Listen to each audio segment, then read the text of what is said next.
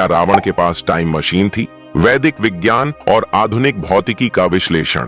नमस्कार साथियों, स्वागत है आपका बीके माइथो फैक्ट्स पर, जहां हम पौराणिक रहस्यों और वैदिक ज्ञान की गहराइयों में उतरते हैं। आज हम एक बेहद रोमांचक और रहस्यमयी प्रश्न पर चर्चा करेंगे। क्या रावण के पास टाइम मशीन थी?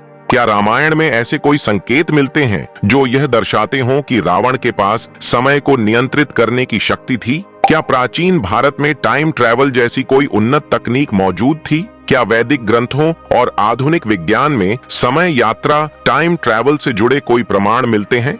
इन सभी सवालों का उत्तर जानने के लिए हम रामायण, वेदों, पुराणों और आधुनिक भौतिकी के सिद्धांतों का गहन विश्लेषण करेंगे। तो चलिए इस रहस्यमयी यात्रा की शुरुआत करते हैं। समय यात्रा, टाइम ट्रैवल का विचार कोई नया नहीं है। यह कॉन्सेप्ट साइंस फिक्शन फिल्मों और किताबों में बहुत लोकप्रिय है, लेकिन क्या वास्तव में समय में आगे या पीछे जाया जा सकता है? आइंस्टीन के सापेक्षता सिद्धांत थियोरी ऑफ रिलेटिविटी के अनुसार यदि कोई वस्तु प्रकाश की गति 299,97,92,458 मीटर प्रति सेकंड के करीब चलती है तो उसके लिए समय धीमा हो जाता है।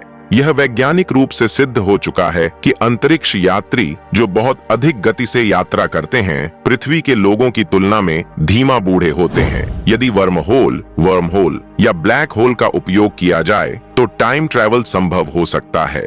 अब सवाल यह उठता है कि क्या रामायण के युग में भी ऐसा कुछ संभव था? क्या रावण के पास ऐसी कोई तकनीक थी जो समय को नियंत्रित कर सकती थी? वाल्मीकि रामायण में वर्णन है कि रावण के पास पुष्पक विमान था जिसे उन्होंने कुबेर से छीना था। यह विमान इच्छानुसार गति कर सकता था और बहुत ऊंचाई तक उड़ सकता था। यह सिर्फ एक उड़ने वाला वाहन था या कोई हाइपरस्पेस ट्रैवलिंग मशीन? समय को नियंत्रित करने की शक्ति। लंका में प्रवेश के बाद हनुमान जी ने देखा कि वहां की वास्तुकला और तकनीक अद्भुत थी।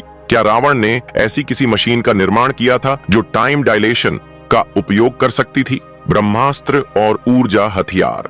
रामायण में कई बार ब्रह्मास्त्र का उल्लेख आता है, जिसे आधुनिक वैज्ञानिक न्यूक्लियर वेपन से जोड़ते हैं।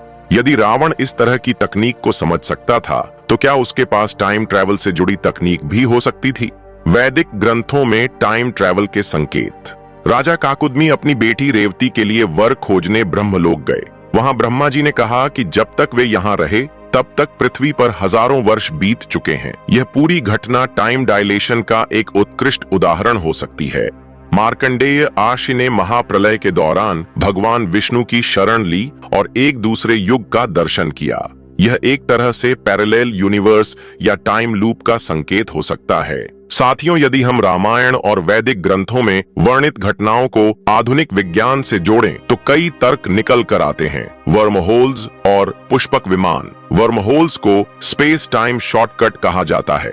यदि पुष्पक विमान वास्तव में एक वर्महोल ट्रैवलिंग मशीन थी तो यह समय और स्थान को मोड़ सकता था। ब्लैक होल के पास गुरुत्वाकर्षण इतना अधिक होता है कि समय धीरे चलता है। यदि रावण ने ऐसी किसी उन्नत तकनीक का उपयोग किया हो तो वह समय में आगे पीछे यात्रा कर सकता था।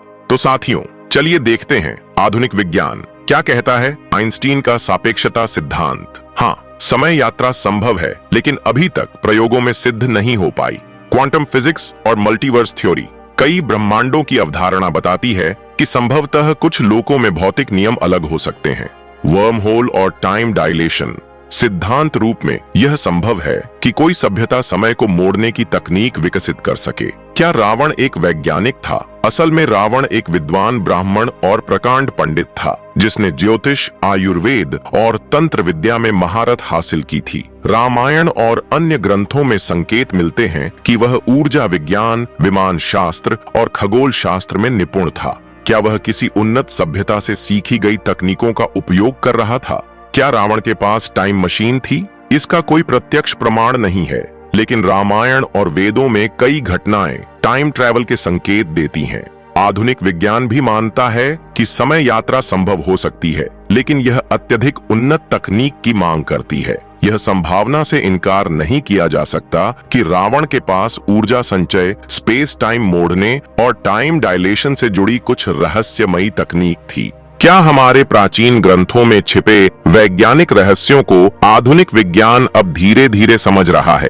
क्या भारतीय सभ्यता के पास कभी ऐसी उन्नत तकनीक थी जो समय यात्रा जैसे जटिल सिद्धांतों को समझ सकती थी? आपका क्या विचार है? क्या आपको लगता है कि रावण ने किसी प्रकार की टाइम मशीन या टाइम ट्रैवलिंग टेक्नोलॉजी का उपयोग किया था? अपने विचार हमें कमेंट सेक्शन में जरूर बताएं।